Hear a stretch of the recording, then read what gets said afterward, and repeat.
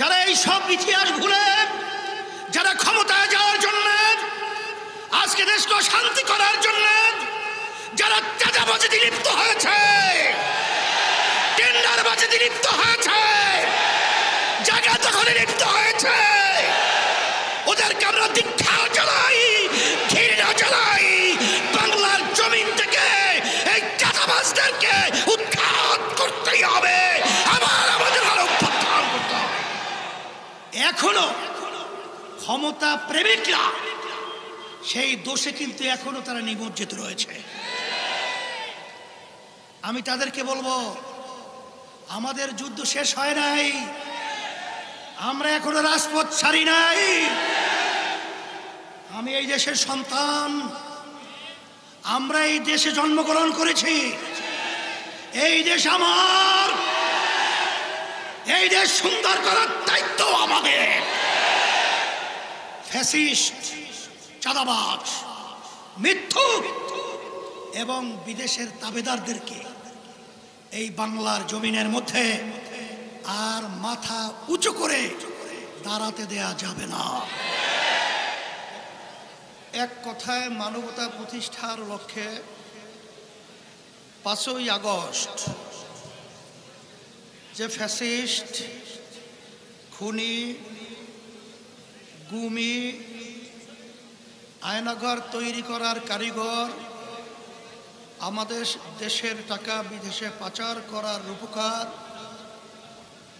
এই দিনই ভেঙেছিল। সেই 1 বছর পরে আজকে আমরা এখানে উপস্থিত হতে পেরেছি, শুকরিয়া তার বলি আলহামদুলিল্লাহ। সর্বপ্রথম আমরা আল্লাহ রাব্বুল আলামিনের কাছে দোয়া করব, যারা এই ফ্যাসিস্ট, খুনি এবং গুণী, আয়নাঘর বানাবার কারিগর এবং দেশের টাকা যারা পাচার করেছে, সেই ছাত্ররা এবং জনগণ এই অন্যায়ের প্রতিবাদে যখন তাদের জীবনের মায়া ত্যাগ করে, যখন বাংলাদেশ সহ বাংলাদেশের সর্বত্র অলিগলিতে যখন আওয়াজ তুলেছিল, তখন আমাদের সেই দৃশ্য এখন আমাদের চোখের সামনে ভাসছে।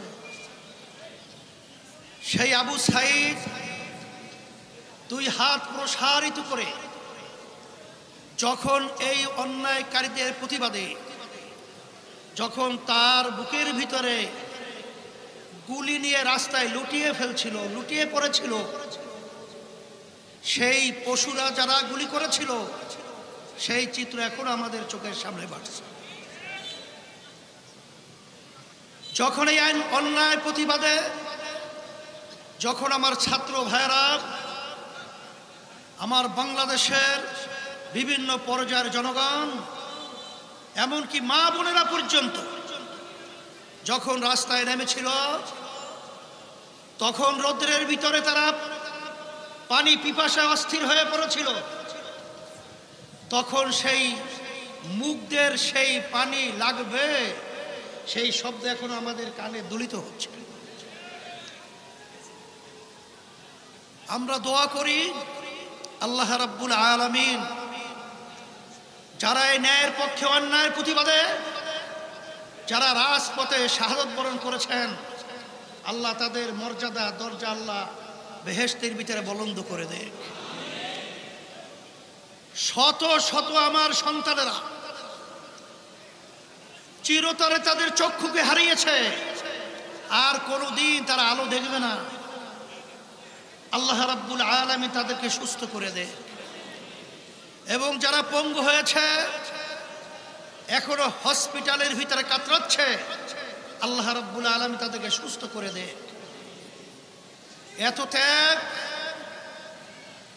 এত জান বিসর্জনের মাধ্যমে ফ্যাসিস্ট পালালো, খুনি পালালো, আমাদের বাংলাদেশের মানুষের ছাত্র জনতার একটা বড় লক্ষ্য, একটা বড় উদ্দেশ্য ছিল। সে উদ্দেশ্যটা কি? এদেশের মধ্যে যেন আর কোনোদিন খুনি তৈরি না হয়, ফ্যাসিস্ট তৈরি না হয়, আমাদের দেশের টাকা বিদেশে পাচার করা সেই কুলাঙ্গার যেন বাংলার জমিনে তৈরি না হয়। কিন্তু আমরা ভারাক্রান্ত হৃদয়ে বলতে হয়, এখনো সেই মায়ের কান্না, বুক ফাটা চিৎকার, সেই শব্দগুলো এখনো আমাদের কানের ভিতরে ভাসছে।